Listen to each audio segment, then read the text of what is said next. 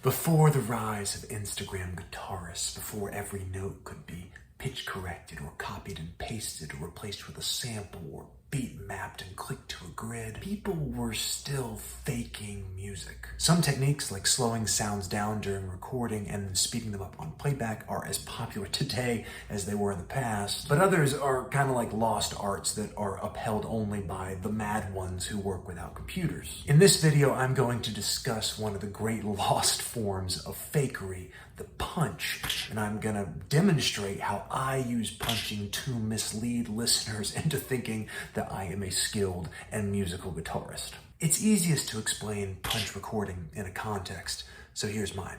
I am working on a song in the Zoom R4. As you can see, I've got a bounce over here that's like the basis for my ongoing recording. I think that there are 16 tracks making up that bounce, give or take, some only in parts, right? And then I filled 3 tracks with drum sounds, and I'm working on track 4 over here. I decided that what the song needed, of course, was a little bit more electric guitar. Though I didn't actually know what guitar parts I wanted to play, I decided that I would plug into this device with this guitar and just play a pass of something, like off the top of my head, to see if anything came out that I liked, and if nothing else, begin to learn the shape of the song. Something about the moment inspired me to play some parts that I really liked and that really sounded good, including in that specific execution.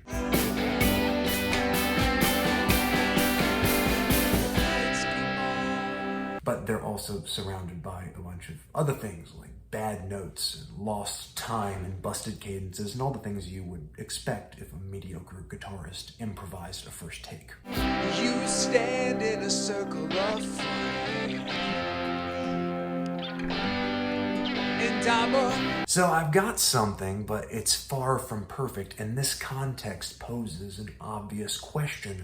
What do I do next? The most common answers fall into 3 categories. The first is that I could simply re-record the entirety of track 4, and in doing so, overwrite everything about that first pass. That's on one extreme because it is the most destructive approach. It overwrites and gets rid of, destroys everything about the first take that I performed. And that is really the case in this device. Unlike a lot of other digital multi-trackers, the undo function on this one doesn't actually undo specific recordings that you've executed. So once you overwrite something on this device, it's gone. And if that sounds scary to you, you might gravitate toward the other extreme, which is to use the power of overdubbing to record more iterations of this guitar part on independent tracks, and then to take the best parts of those tracks and my original take and mix them together into something that sounds like one take, even though it is in fact composed of parts of many takes. I'm sure that process is familiar to any of you who record in computers. It's extremely common, and it's called comping.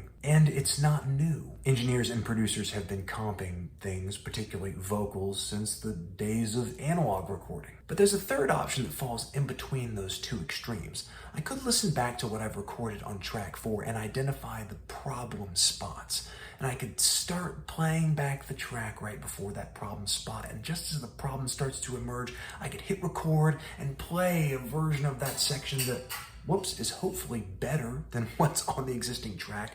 And then before I overwrite something that I like, I could hit record again to stop. That process of recording over a specific section of an existing recording is called punching. The punching has been around for decades, and it used to be like recording Studio 101. But in 2025, most people are recording on computers without meaningful track limitations. In that context, it's a lot easier to fix problems by overdubbing the same part on a separate track and then basically comping the 2 together. And that process is also a lot safer or less destructive because it allows you to preserve the original elements of those independent tracks. Whereas a punch, by its nature, overwrites a portion of your original take. And sometimes, if you're good at it, you're overwriting something you don't like. But sometimes, if you're not that good at it, you overwrite things that you do like. I still perform punches because I don't record sounds using a computer. In a device like this, I could record multiple takes of the same part and then comp them together by mixing them using these sliders, but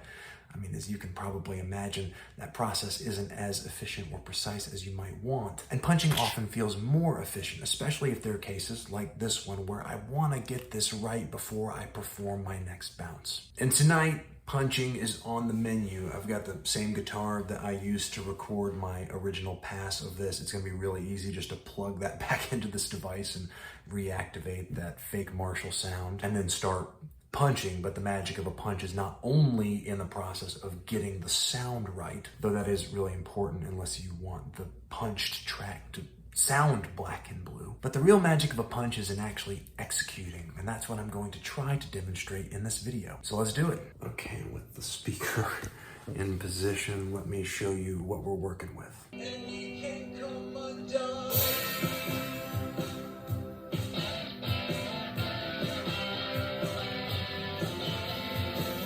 You stand in a circle of fire. I think you can probably hear what I was talking about earlier in the video. There are things about this that I really like the way it sounds. I can't explain why, I just really like it. But I'm like overplaying and the time feel is like really sloppy. It actually kind of improves as the song goes along, but there are still pockets where I'm just not really in the zone, not doing a great job. So one of the first things that I'm gonna try to replace is like the entire first section of the guitar playing. I'm gonna spare you most of the ensuing 35 minutes of real-time footage of me trying to perform the necessary punch-ins to perfect this track. That's because you only need so much evidence of my mediocrity as a guitarist and of the permanence of performing punches. Instead, I'm gonna focus on a couple of specific punches that were, I think, representative of both the challenges of performing punches and also the power that they hold in helping you refine sections of your music. The first punch is honestly one of the best punches I've ever performed. It begins in a sort of still moment in the music and then ends right in the middle of a series of, pretty active chords. And I knew that I needed to drop out in the middle of that series of chords because I liked the part that I played in the original underlying recording at that exact moment. Getting in and getting out with precision was going to be a challenge, but, well, you can see what happened.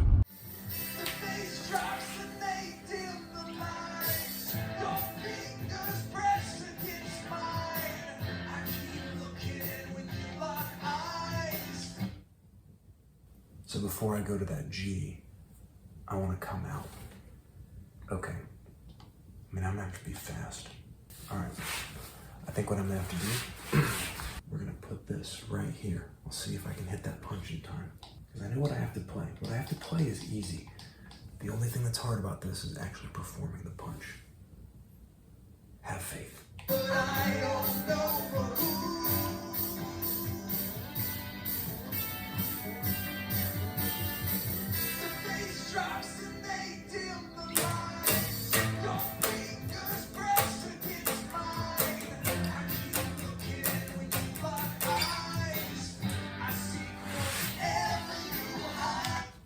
Is it possible?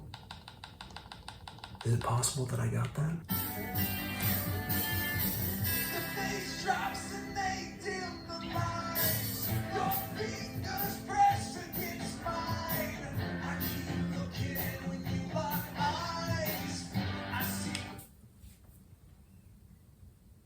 I think I actually did it. And to give you a clearer idea of how smooth those punches were, I'm gonna play you the isolated guitar audio.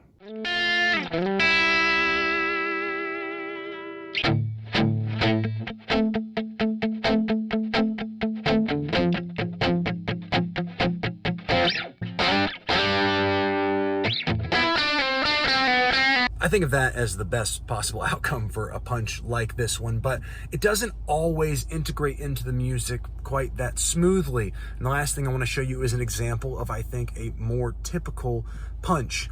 Unfortunately for me, that typical audible punch happens in the middle of a guitar solo that's at the end of the song.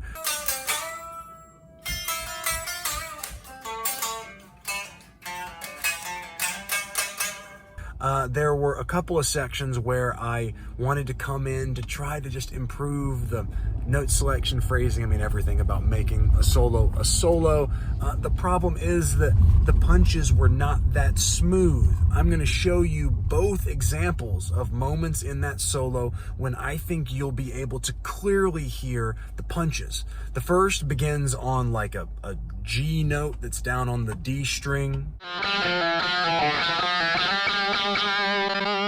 If it sounds weird, it's because there are like 12 tracks coming in at that exact moment, but not exactly the same moment. And finally, at the end of the solo, there's a sort of ascending kind of part that reminds me of a bit from Marquee Moon, but let's set that aside. And at the very end of it, the climactic moment, I just like busted the note. Everything else about the section that I had played beginning at that initial punch had been good enough that I didn't know how long it would take me to get it again. So I decided to perform a punch of just that moment where I blew it at the climax of the solo. And once again, I think you can hear the punch.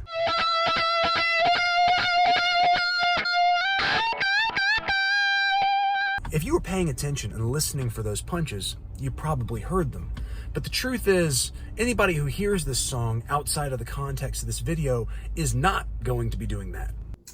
And not only that, they're going to be hearing those parts in the context of a larger mix. And in that context, I can assure you the punches are far less noticeable.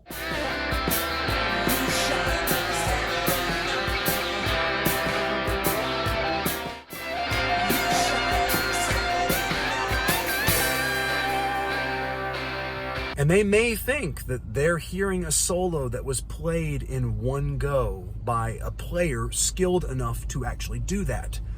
And obviously, that assumption would be wrong. And that sort of brings me back to the premise of this entire video. Punching allows you to create that false impression, to present yourself as more skilled and musical than you may actually be. And I guess the remaining question is, should we care? Is that a problem? In the context of the Yakumo tourist scandal, it's obvious that some commentators do think it's a problem to be faking musicality in ways like this. Not the same ways. I sincerely doubt that Yakumo is performing punches. I'm sure he's just doing a far faster and more effective version of that by just comping together takes. But I doubt that that distinction really makes a difference. I mean, both Yakumo and I are just using tools or techniques to fake chops. In the end, if anything really matters, it's probably context. And this is a point that much smarter people have made in much better videos. I don't really know the rules or norms associated with being a quasi-virtuoso Instagram guitarist, but I do know the rules and norms associated with trying to record music as a one-man band. And the truth is that my process involves an enormous amount of fakery. And I haven't only faked it in the world of guitar. I mean, I recorded independent elements of a drum sound and mixed them in a way to suggest that they were performed by a single drummer, because that's what listeners expect in a pop rock context. But the reality is I don't have the skill or the tools to even do that, but I still want a drum sound. It's an important part of the vision that I have for this song. That's ultimately what I'm trying to manifest, and maybe that is the meaningful distinction. I'm not really trying to hold myself out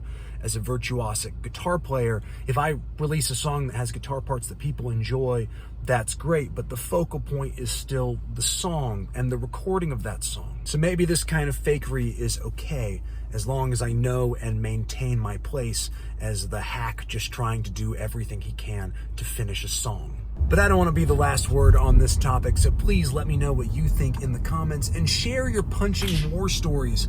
I can tell you that I have ruined as many parts as I have rescued with punches, and I want to commiserate with you. But mostly, thank you so much for your time. I always appreciate you. I hope you're well. Take care of yourselves, and I'll see you around.